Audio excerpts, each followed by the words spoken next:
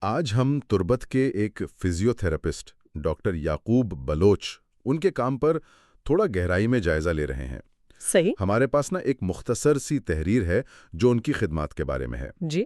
تو ہمارا مقصد آج یہ سمجھنا ہے کہ بھئی اس تحریر کے مطابق ان کا طریقہ کیا ہے علاج کا، اور مریضوں کی بحالی میں ان کی کیا اہمیت بتائی گئی ہے۔ اچھا۔ اور یہ بھی لکھا ہے کہ وہ تربت کے بلاچ میموریل ہسپتال میں کام کر رہے ہیں۔ جی بالکل۔ اور دیکھیں، فزیو تھراپی ویسے بھی صحت کے نظام کا ایک آپ کہہ لیں بہت اہم حصہ ہے۔ صحیح۔ خاص طور پر جب بات ان لوگوں کی ہو جو سنگین چوٹوں سے یا دائمی بیماریوں سے صحت یاب ہو رہے ہوں۔ بالکل۔ تو آئیے ذرا اس تحریر کی تفصیل میں چلتے ہیں۔ اس میں ذکر ہے کہ ڈاکٹر یعقوب کی مہارت کئی اہم شعبوں میں ہے، جیسے نیورولوجیکل یعنی اعصابی مسائل، جی، پھر مسکیولوسکیلیٹل پٹھوں اور ہڈیوں کے مسائل، اور کارڈیو پلمنری دل اور پھیپھڑوں والی فزیوتھراپی۔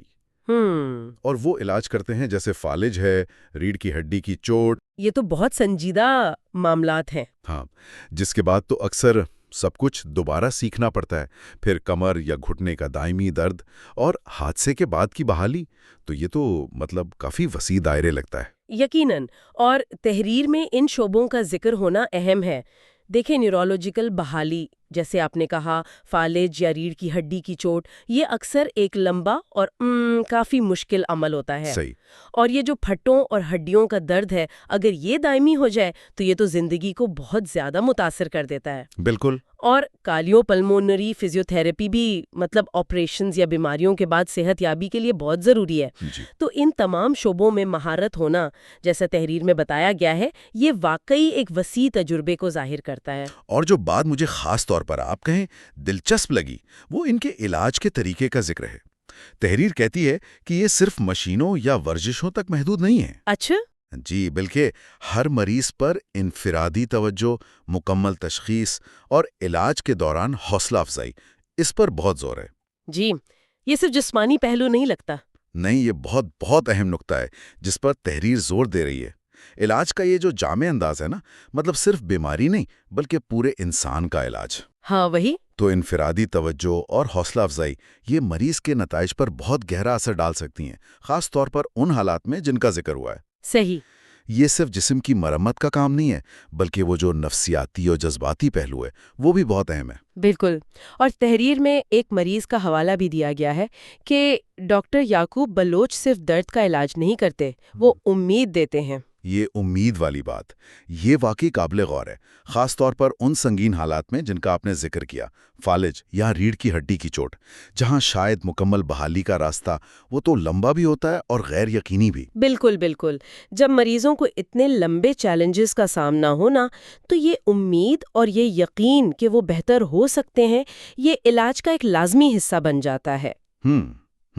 تو اس تحریر کے مطابق ایسا لگتا ہے کہ ڈاکٹر یعقوب بلوچ کی کامیابی کا ایک بڑا حصہ ان کی تکنیکی مہارت کے ساتھ ساتھ مریضوں میں یہ امید جگانے کی صلاحیت بھی ہے۔ صحیح۔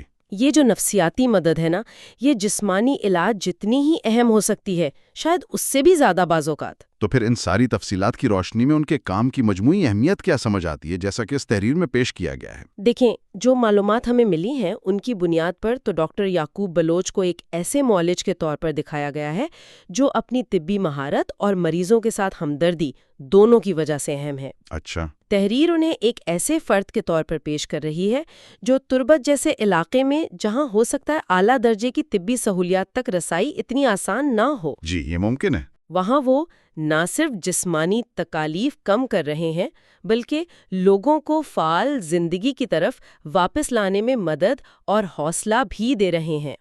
تو خلاصہ آپ کہہ سکتے ہیں یہ ہے کہ اس تحریر کی روشنی میں ڈاکٹر یعقوب بلوچ صرف ایک فزیوتھراپسٹ نہیں ہے، جی نہیں، بلکہ تربت میں بحالی اور امید کی ایک اہم شخصیت کے طور پر سامنے آتے ہیں، جو جدید طبی علم کو گہرے انسانی رابطے کے ساتھ استعمال کر رہے ہیں۔ بالکل۔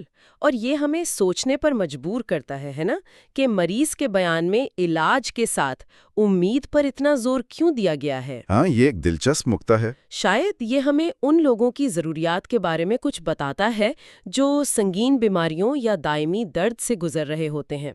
مطلب جسمانی علاج تو ہے ہی، لیکن اس کے ساتھ ساتھ نفسیاتی اور جذباتی سہارے کی کیا اہمیت ہے، خاص طور پر ایسے حالات میں جہاں شاید مکمل شفایابی ہمیشہ ممکن نہ ہو؟